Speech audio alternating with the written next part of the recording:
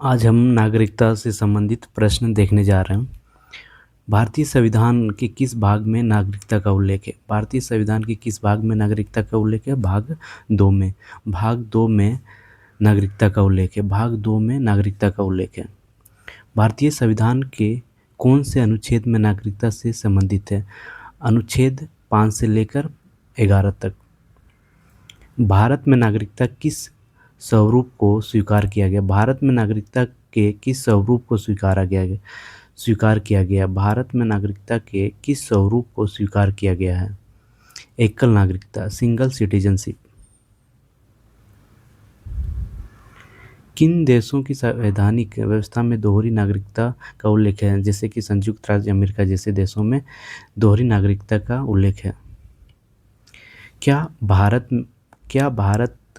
राज्यों की अलग नागरिकता होती है? क्या भारत में राज्यों की अलग नागरिकता होती है? नहीं, संपूर्ण भारत के लिए एक ही नागरिकता है। नागरिकता संबंधित कानून बनाने का अधिकार किसे प्राप्त है? नागरिकता संबंधित कानून बनाने का अधिकार किसे प्राप्त है? संसद को प्राप्त है। संसद ने पहली बार व्यापक नागरिकता अधिनियम कब लागू किया? वर्ष 1955 में। कब? वर्ष 1955 में। अनुच्छेद 5 के अनुसार नागरिकता कब प्रदान की गई?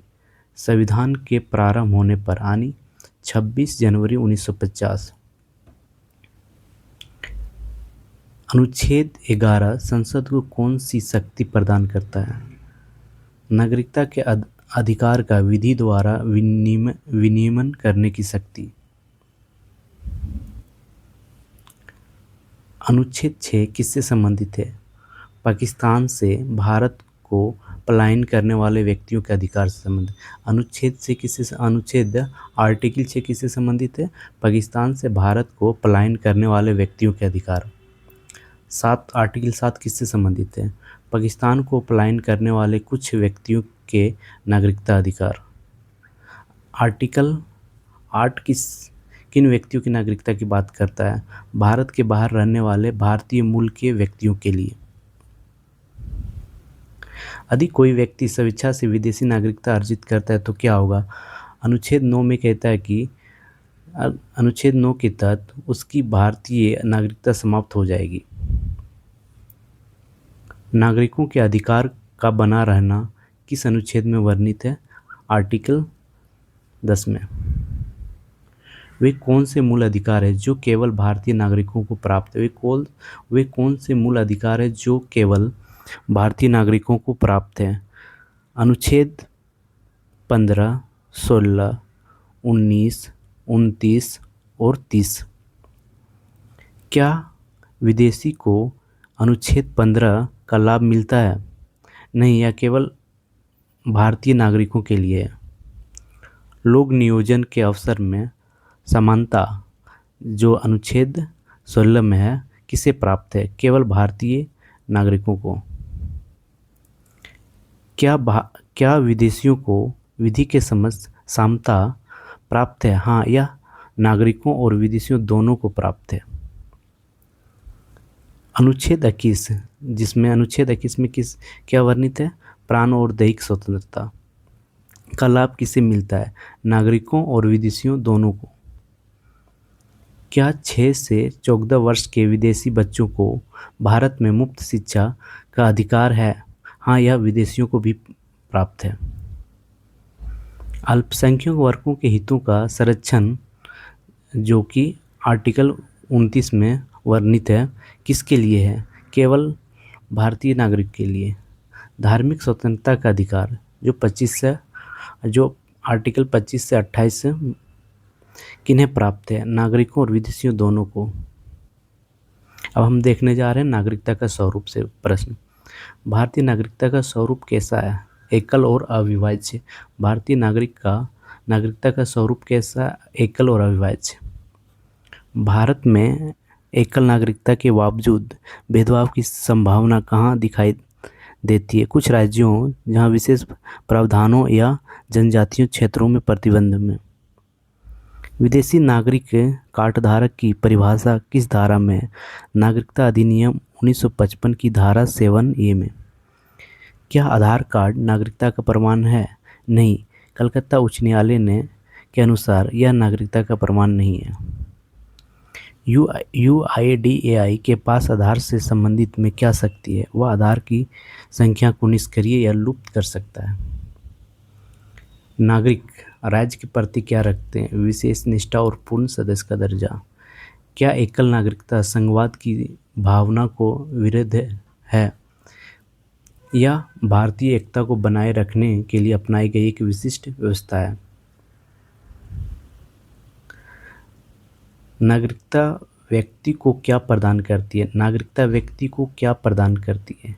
ये दायित्व, अधिकार, कर्तव्य और विशेषाधिकार प्रदान करती है। नागरिकता व्यक्ति को क्या प्रदान करती है?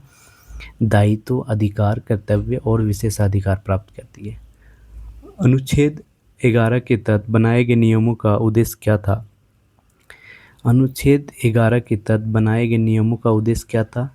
संविधान लागू होते समय नागरिकों की पहचान करना।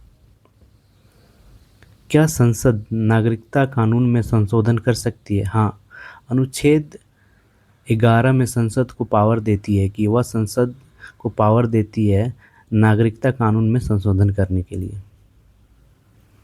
अब हम देखने जा रहे हैं नागरिकता कैसे प्राप्त कर सकते हैं, नागरिकता की समाप्ति, आधुनिक संशोधन क्या क्या हुआ है वो देखने जा रहे हैं। नागरिकता अधिनियम 1955 के अनुसार नागरिकता प्राप्त करने की कितनी शर्तें? 5 शर्तें। जन्म से यानी बाय बर्थ नागरिकता के लिए 1987 के बाद क्या नियम है? बच्चे जन्म के समय माता पिता में से कोई एक भारतीय नागरिक हो। वंशानुगत यानी वंशानुगत नागरिकता का क्या अर्थ है? भारत के बाहर जन्मे व्यक्ति के जन्म के समय उसके माता या बाद में माता उसके पिता या बाद में माता का भारतीय होना। पंजीकरण द्वारा नागरिकता के लिए कितने वर्ष भारत में रहना अनिवार्य है? 7 वर्ष। यदि आप रजिस्ट्रेशन के द्वारा नागरिकता प्राप्त करना चाहते हैं तो भारत में कितने वर्ष रहना अनिवार्य है? 7 वर्ष। क्या भारतीय नागरिक से विवाह करने वाले विदेशी नागरिकता पा सकते हैं? हाँ, पंजीकरण द्वारा, यदि वह 7 वर्ष से भारत में रह रहा हो। देशीयकरण के लिए एक अनिवार्य शर्त क्या है? 8वीं अनुसूची में वर्णित किसी एक भाषा का अच्छा ज्ञाता होना। विज्ञान या कला के क्षेत्र में विशेष कार्य करने वालों को नागरिकता कैसे दी जाती है? विज्ञान या कला के क्षेत्र में विशेष कार्य करने वाले को नागरिकता कैसे दी जाती है? देशीयकरण की शर्तों में छूट देकर विशेष प्रावधान के तहत। क्षेत्र सम्मिलित होने पर का क्या अर्थ है? यदि कोई नया क्षेत्र भारत का हिस्सा बनता है तो वहाँ के लोग स्वतः भारतीय नागरिक बन जाते हैं। यदि क्षेत्र सम्मिलित होता है तो वहाँ के जो लोग हैं वे स्वतः भारत के नागरिक बन जाते हैं। देशीकरण द्वारा नागरिक बनने पर व्यक्ति को क्या करना होता है? भारत के संविधान के प्रति निष्ठा की शपथ लेनी होती है। क्या अवैध प्रवासियों को पंजीकरण द्वारा नागरिकता मिल सकती है? सामान्यतः नहीं। 2003 के संशोधन के अनुसार एक अभिभावक भारतीय हो या दूसरा अवैध प्रवासी ना हो। अब देखते हैं नागरिकता की समाप्ति से प्रश्न। नागरिकता समाप्त होने के कितने तरीके हैं? 3 तरीके: परित्याग, बर्खास्तगी और वंचित किया जाना। नागरिकता का परित्याग का से क्या तात्पर्य है? अपनी इच्छा से नागरिकता त्याग करने की घोषणा। युद्ध के समय नागरिकता त्याग की घोषणा का क्या अर्थ है? केंद्र सरकार ऐसी घोषणा को रोक सकती है। यदि पिता नागरिकता त्याग दे तो उसके नाबालिग बच्चों को क्या होगा? उसकी नागरिकता भी समाप्त हो जाएगी, लेकिन 18वें वर्ष की आयु पर पुनः प्राप्त कर सकते हैं। सरकार किस व्यक्ति को नागरिकता से कब तक वंचित कर सकती है? यदि नागरिकता छल या झूठ तथ्यों से प्राप्त की गई हो। संविधान के प्रति अनिष्ठा दिखाने पर क्या परिणाम होता है? केंद्र सरकार नागरिकता से वंचित कर सकती है। संविधान के प्रति अनिष्ठा दिखाने पर क्या परिणाम हो सकते हैं? केंद्र सरकार नागरिकता से वंचित कर सकती है। लगातार कितने वर्षों तक भारत से बाहर रहने पर नागरिकता समाप्त हो जाती है? 7 वर्ष। अब लगातार 7 वर्ष भारत से बाहर हैं तो आपकी नागरिकता समाप्त हो जाएगी। क्या जन्म से भारतीय नागरिक को नागरिकता से वंचित किया जा सकता है? नहीं, यह नियम केवल देशीयकरण या पंजीकरण वालों पर लागू होता है। शत्रु देश के साथ अवैध व्यापार करने पर क्या सज़ा मिल सकती है? नागरिकता से वंचित किया जा सकता है। अब हम क्वेश्चन देखने जा रहे हैं एनआरसी और असम समझौता से। राष्ट्रीय नागरिक रजिस्टर का क्या अर्थ है? किसी राज्य के सभी विधिक नागरिकों का एक लिखित अभिलेख। भारत में पहली बार एनआरसी कब तैयार किया गया था? भारत में पहली बार एनआरसी कब तैयार किया गया था? 1951 की जनगणना के बाद। 1951 की जनगणना के बाद भारत में पहली बार एनआरसी तैयार किया गया था। असम में अवैध शरणार्थियों की पहचान के लिए कौन सा आंदोलन हुआ था? असम आंदोलन हुआ था, जो कब हुआ था? 1979 से लेकर 85 तक। असम समझौता कब हुआ था? 15 अगस्त 1985 को। असम समझौता कब हुआ था? 15 अगस्त 1985 को। असम समझौते के तहत विदेशी पहचान के लिए अंतिम तिथि क्या तय की गई थी? 24 मार्च 1971। असम समझौते के तहत विदेशी पहचान के लिए अंतिम तिथि क्या तय की गई? 24 मार्च 1971। असम के लिए नागरिकता अधिनियम में कौन सा विशेष अनुच्छेद जोड़ा गया? असम के लिए नागरिकता अधिनियम में कौन सा विशेष अनुच्छेद जोड़ा गया? अनुच्छेद 6A। हाल ही में किस राज्य में एनआरसी का अपडेट किया गया? असम में। हाल ही में एनआरसी का अपडेट कहाँ किया गया? असम में। असम में एनआरसी अपडेट का कार्य किसके निर्देश पे शुरू हुआ था? उच्चतम न्यायालय के निर्देश पे। कब? 2013 में। 2005 के त्रिपक्षीय बैठक में कौन शामिल थे? केंद्र सरकार, राज्य सरकार और ASSU। एनआरसी में किनका नाम शामिल नहीं किया गया? उत्तर, अवैध शरणार्थियों का। हम देखने जा रहे हैं प्रवासी भारतीय से संबंधित प्रश्न। अनिवासी भारतीय NRA कौन होते हैं? जो भारत सरकार के नागरिक हो और भारतीय पासपोर्ट रखते हो पर वे विदेश में रहते हो। NRI के कौन होते हैं? जो भारतीय नागरिक हो और भारतीय पासपोर्ट रखते हो और पर विदेश में रहते हो। भारतीय मूल के व्यक्ति किन्हें कहा जाता है? जो वर्तमान में विदेशी नागरिक हो पर स्वयं या उनके पूर्वज भारतीय थे। OCI का पूर्ण क्या है? Overseas citizen of India. OCI card के लिए कौन 2 देशों को नागरिक पात्र नहीं होंगे? पाकिस्तान और बांग्लादेश। OCI कार्ड धारकों को कौन सी बड़ी सुविधा मिलती है? लाइफ लॉन्ग वीज़ा मिलती है। क्या OCI कार्ड धारकों भारत में कृषि संपत्ति खरीदने की अनुमति है? नहीं। PIO कार्ड योजना कब समाप्त कर OCI में मिला दिया गया था? नागरिकता संशोधन अधिनियम 2015 द्वारा। प्रवासी दिवस कब मनाया जाता है? 9 जनवरी को। 9 जनवरी को ही प्रवासी दिवस क्यों चुना गया? इसी दिन 1915 में महात्मा गांधी दक्षिण अफ्रीका से लौटे थे। प्रवासी भारतीय दिवस मनाने की सिफारिश किस कमेटी ने की थी? प्रवासी भारतीय दिवस मनाने की सिफारिश किस कमेटी ने की थी? डॉक्टर LM सिंघवी कमेटी ने। अब हम देखने जा रहे हैं नागरिकता संशोधन अधिनियम 2019 से संबंधित। CAA 2019 को राष्ट्रपति की मंजूरी कब मिली? 12 दिसंबर 2019 को।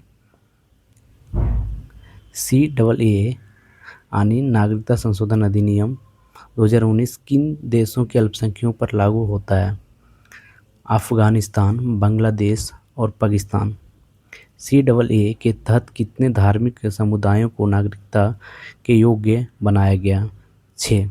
कौन से 6 धार्मिक समुदाय कौन से थे? इसमें हिंदू थे, सिख थे, बौद्ध थे, जैन थे, पारसी और ईसाई। CAA के लाभ के लिए भारत में प्रवेश करने की अंतिम तिथि क्या था उस समय? 31 दिसंबर 2014। CAA ने नागरिकता के लिए निवास की अवधि 11 वर्ष से घटाकर कितनी कर दी थी? 5 वर्ष। धारा 7A के तहत पंजीकृत OCI का कार्ड कब रद्द किया जा सकता है? यदि उसने किसी कानून का उल्लंघन किया हो। जम्मू कश्मीर पुनर्गठन अधिनियम 2019 के बाद नागरिकता कानून में क्या बदलाव आया है? अब सभी नागरिकता कानून जम्मू कश्मीर पर भी समान रूप से लागू होते हैं। नागरिकता संशोधन अधिनियम 2015 ने OCI पंजीकरण को कैसा बनाया? अधिक सरल और उदार। OCI कार्ड धारक भारत में शोध रिसर्च कार्य बिना अनुमति कर सकते हैं नहीं, इसके लिए विशेष अनुमति की आवश्यकता होती है। नागरिकता अधिनियम 1955 में अब तक कुल कितनी बार संशोधन हो चुके हैं? अब तक 6 बार संशोधन हो चुके हैं। कब कब हुए? 1986, 1992, 2003, 2005, 2015, 2019।